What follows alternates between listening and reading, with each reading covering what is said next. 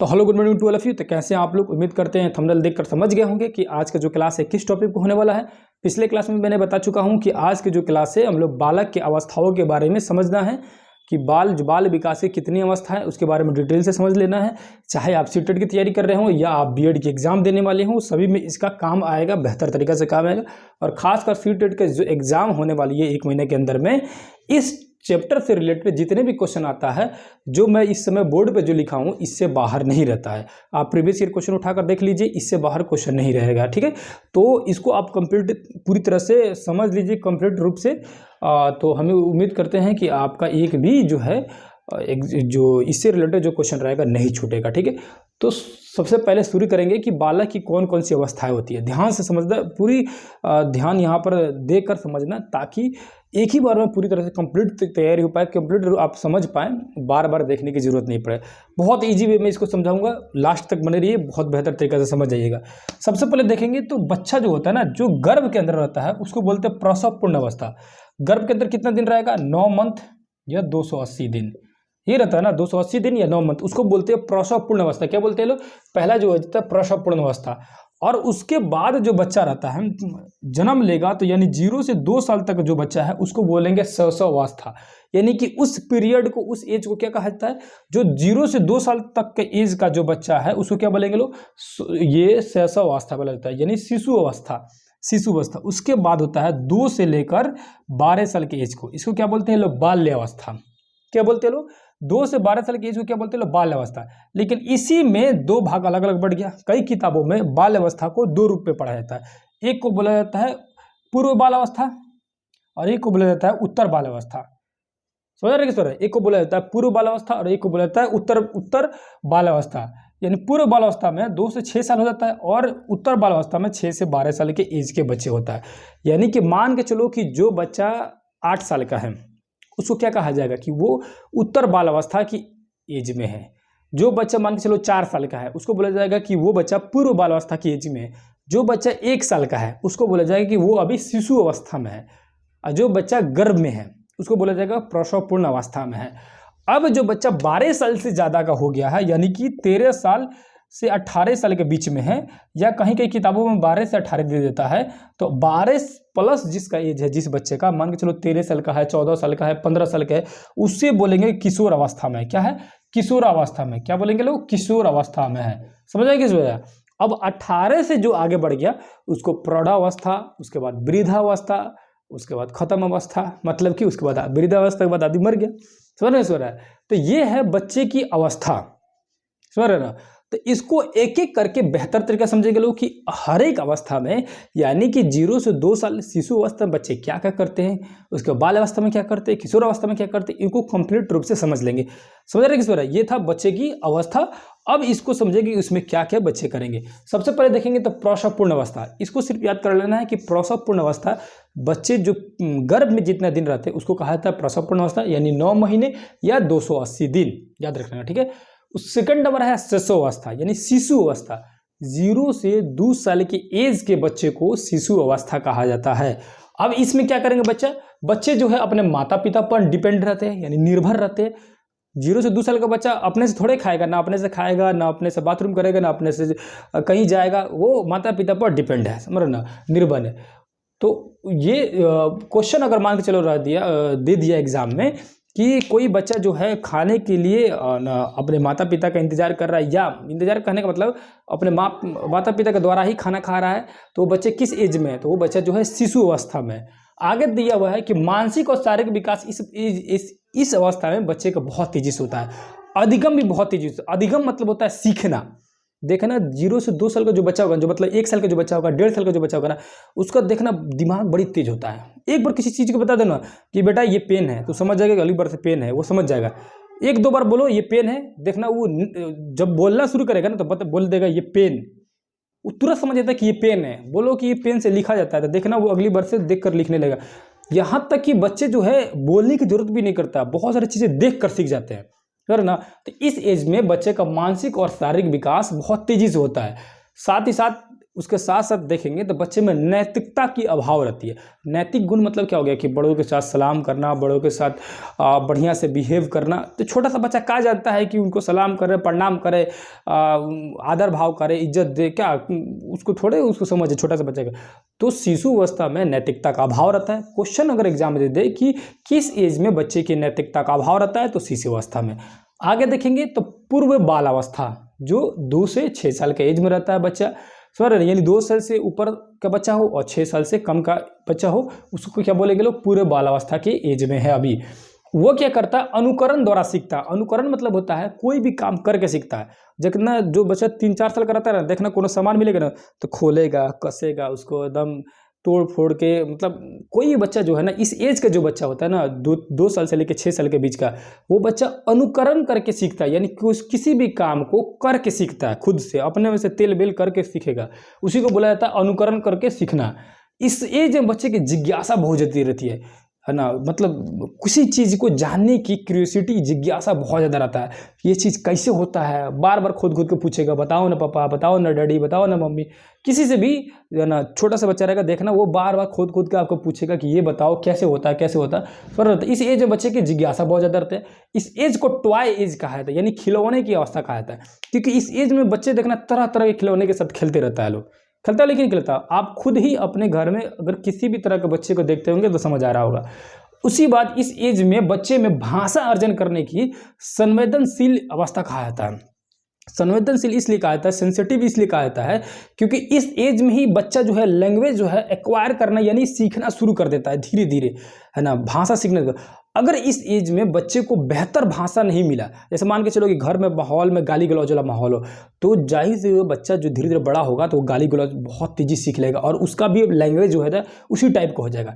तो इस एज में बच्चे की भाषा जो होती है ना, बड़ी संवेदनशील होती है। इसलिए इस एज में आपको कोशिश करना चाहिए कि घर का वातावरण का माहौल इस हिसाब से रखे कि बच्चे पर उस भाषा का बेहतर प्रभाव पड़े, ना कि बुरा प्रभाव पड़े। समझ रहे, यानी कि पूर्व बाल अवस्था में 2 से 6 साल के जो एज रहता है बच्चे का, उसमें भाषा का जो रहता है, भाषा अर्जन करने की संवेदनशील अवस्था रहती है, सेंसिटिव एज रहता है, समझ रहे ना, भाषा के लिए। आगे देखेंगे तो उत्तर बाल अवस्था, 6 से 12 साल की एज, उत्तर बाल अवस्था। उत्तर बाल अवस्था जो होती है 6 से 12 साल की एज होता है। इसमें जो होता है ना, तार्किक चिंतन करने लगता है बच्चा, यानी कि कोई भी चीज़ हो ना, अब सोचने लगा कि ये कैसे होता होगा, अब तर्क करने लगा, रीजनिंग टाइप का होना था। यानी तार्किक चिंतन जो होता है बच्चे में कब विकसित होना शुरू हो जाता है, तो उत्तर बाल अवस्था में। आगे लिखा हुआ है स्कूल एज कहा जाता है। अब 6 साल का बच्चा से ज़्यादा हो गया, जाहिर सी बात है स्कूल जेबे करेगा। तो इस अवस्था में बच्चा बैग ले लेकर ढोना शुरू कर देगा। 6 से ऊपर का जितना भी बच्चा है, 6 साल 7 साल 8 साल का जो भी बच्चा बैग लिया, ढोते जा रहा है, स्कूल में आ रहा है, जा रहा है। तो इस एज को स्कूल की भी अवस्था कहा जाता है। आगे है, इस अवस्था को गंदी अवस्था भी कहा जाता है। 6-7 साल का जो बच्चा रहता है ना, देखना दिन भर मिट्टी लगा लगा के खेलते रहेगा, आएगा फिर बार बार उसका कपड़ा बदलवाओ, चेंज कराओ, फिर घूम फिर के आएगा तो फिर गंदा करके आ जाएगा। यानी इस एज में बच्चे ये नहीं देखते कि हमको थोड़ा सा बढ़िया से रहना है, उसको कोई मतलब नहीं, अपना जो काम कर रहा है उसमें पूरी तरह से गंदा हो जाए समझ रहे ना। तो इस एज को गंदी अवस्था भी कहा जाता है, यानी कि बच्चे के लिए उसकी कपड़े के हिसाब से गंदी अवस्था, ये नहीं कि गंदी अवस्था दूसरे सेंस में, है ना। तो मतलब गंदा रहता है लो, डर्टी टाइप का रहता है लो बच्चा, ठीक है ना। तो पहला क्या था, तार्किक चिंतन करना सीख जाएगा बच्चा, उसके बाद स्कूल एज कहा जाएगा, उसके बाद गंदी अवस्था कहा जाएगा, उसके बाद है स्मार्ट एज, यानी कि इस अवस्था में बच्चे में दिमाग जो होती है ना थोड़ी सी स्मार्ट हो गई रहती है। कहने का मतलब कि बहुत बेहतर तरीके से कोई भी चीज़ों को सीखना समझना शुरू कर दिया रहता है, समझ रहे ना। अगला देखेंगे कि गेम का एज, इसमें कहा जाता है इस एज को उत्तर बाल अवस्था, यानी 6 से 12 साल के बच्चे के देखना, कोई भी आप गेम खेलते रहेगा ना, आपके घर में अगर 6-7 साल का बच्चा होगा, 8 साल 9 साल 10 साल का, यानी 12 साल से छोटा का, देखना आप गेम खेलिएगा ना तो आगे पीछे से झांकेगा को देखेगा कोची खेल रहे हैं, और उसके बाद क्या करेगा ना, बोलेगा कि हम भी खेलेंगे, छीन लेगा गेम खेलने के लिए या खेलते रहेगा, समझ रहे हैं। तो इस एज को क्या बोलेंगे लोग, गेम की अवस्था या खेल की अवस्था कहा जाता है, समझ रहे ना। उसके बाद आगे देखेंगे तो संग्रहण की अवस्था। संग्रहण मतलब क्या होता है, मतलब किसी भी चीज़ों को स्टोर करके रखना। देखना, मान के चलो कि जो 6 साल से ऊपर का जो बच्चा रहता है, 12 साल से कम का और 6 साल से ज़्यादा का, वो क्या करता है कि बहुत सारी चीज़ों को इकट्ठा करके रखने लगता है। उसी को बोला जाता है संग्रहण करना, यानी कि चीज़ों को एकत्र करके इकट्ठा कर करके जमा करके रखना। पैसा मिलेगा, पैसा जमा कर लेगा, कोई सामान होगा तो उठा उठा के स्टोर करके रखेगा। यानी संग्रहण करने की एज कब आ जाती है बच्चे में? तो बच्चे में आ जाता है उत्तर बालावस्था, यानी 6 से 12 साल का जो बच्चा है उसमें संग्रहण करने की अवस्था डेवलप होगी रहती है। टोली और समूह की अवस्था, इसका मतलब क्या होता है?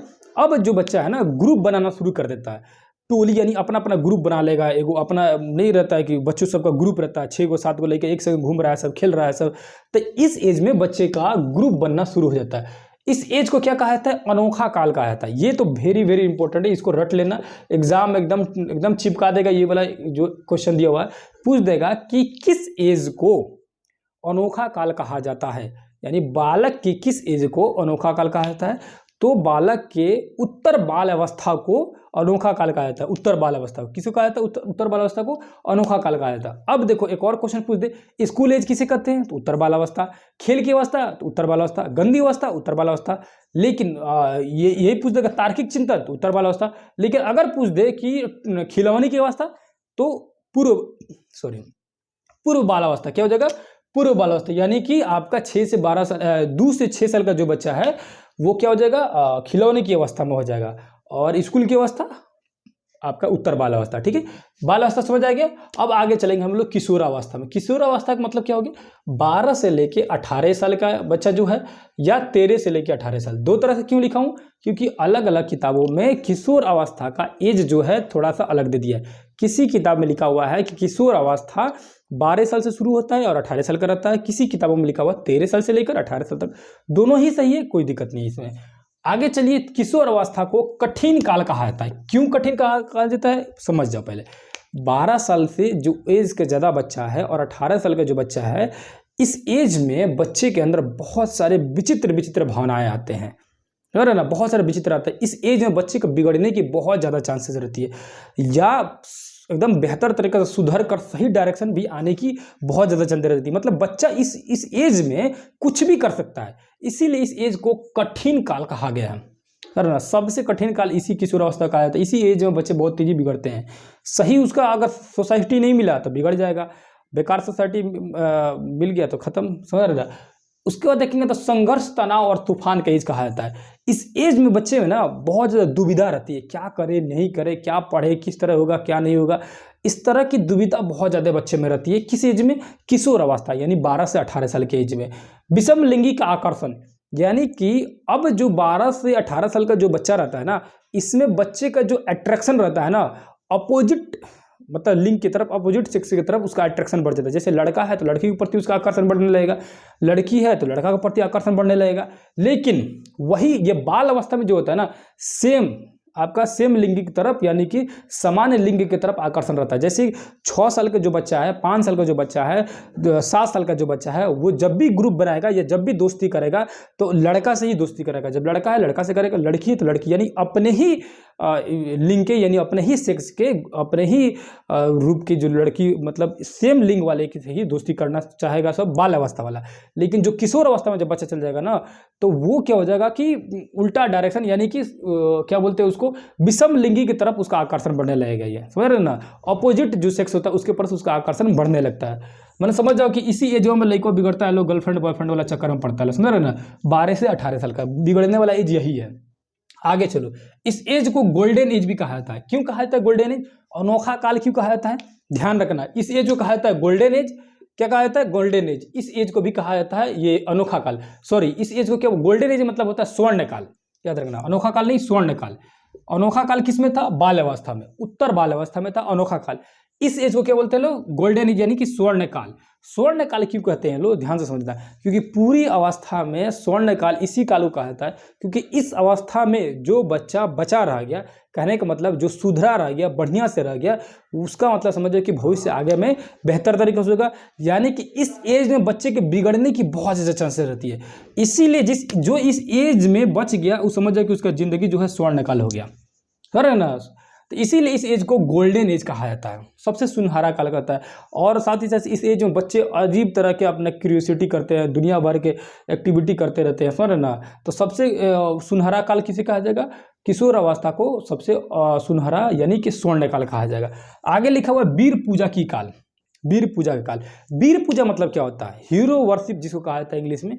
वीर पूजा का मतलब क्या होता है? जैसे मान के चलो कोई बच्चा जो है ना, देख लेगा सलमान खान ऐसे मार के, पहले नहीं था कि तेरे नाम बनाया, तो देखा कि उस समय बच्चे जब तेरे नाम मूवी देखा लो तो मार बीच की तरफ से बाल झड़ना शुरू कर दे लो, बाल ऐसे बड़ा बड़ा करने लगेगा सब। यानी कि किसी को अपना आइडियल मान लेगा ना, तो उसी के तरह अपना धीरे धीरे एक्टिविटी करने लगेगा, उसी का रूप रंग की तरफ बनना, मतलब उसका कॉपी करने लगेगा। इसी को बोला जाता है वीर पूजा। यानी कि किसी को आइडियल मान लिया तो एकदम से उसी को चक्कर में पड़ गया, जैसा उसे है उसी तरह सेम टू सेम बनने की कोशिश करेगा, कॉपी करने की कोशिश करेगा। इसी को कहा जाता है वीर पूजा। इस एज में बच्चे जो है ना बहुत तेजी हीरो को, किसी को अपना आइडियल मान लेते हैं, किसी टीचर को आइडियल मान लेते हैं, और उसको अपना भगवान की भी दर्जा दे देंगे, एकदम उसी की तरफ मर मिटने के लिए तैयार रहेंगे उसके लिए, उसके खिलाफ सुनना नहीं चाहेंगे। तो उसी को कहा जाता है वीर पूजा वाला एज, यानी हीरो वर्शिप वाला एज। कब होता है? किशोर अवस्था में होता है। आगे अमूर्त चिंतन। अमूर्त चिंतन मतलब होता है कल्पना की दुनिया में मतलब जीना। कहने का मतलब क्या है कि आप ख्याल में डूबे हुए हैं कि ऐसे होगा वैसे होगा, हम बैठे बैठे करोड़पति बन जाएंगे। इसी को बोला जाता है अमूर्त चिंतन, यानी बेकार की चिंता करते रहना। कहने का मतलब बेकार नहीं, मतलब सिंपल बात है कि जो चीज़ प्रेजेंट में दिख नहीं रहा है ना, सिर्फ ख्याल में सोच रहे हैं, अपनी दिमाग में उसका चिंतन कर रहे हैं, उसी कहा है तो अमूर्त चिंतन। तो इस तरह की फीलिंग वगैरह, इस तरह की भावनाएं जो है किशोर अवस्था में बच्चे को ज़्यादा आता है। तो ये था बच्चे का प्रसवपूर्ण अवस्था से लेकर किशोर अवस्था। प्रसवपूर्ण, उसके बाद से शिशु अवस्था, पूर्व बाल अवस्था, उत्तर बाल अवस्था, उसके बाद से किशोर अवस्था। ये 5 अवस्थाएं थे। इसके बाद आता है प्रौढ़ावस्था, वृद्धावस्था। वो जरूरी नहीं रहता है, क्योंकि एग्जाम में कभी भी क्वेश्चन नहीं पूछा है ना। इन्हीं से क्वेश्चन हमेशा रहता है, सीटेट का उठा के देखिए, इन्हीं से रहता है, ज़्यादा कुछ जानने की जरूरत नहीं है। इसमें कहीं भी आपको दिक्कत हुआ हो तो कमेंट कर जरूर पूछिएगा, या कहीं भी किसी तरह का मिस्टेक हुआ हो कमेंट कर जरूर बता सकते हैं। तो फिर दूसरी किसी क्लास में मिलेंगे, तब तक के लिए धन्यवाद, नमस्कार, अस्सलाम वालेकुम, जय हिंद, जय भारत।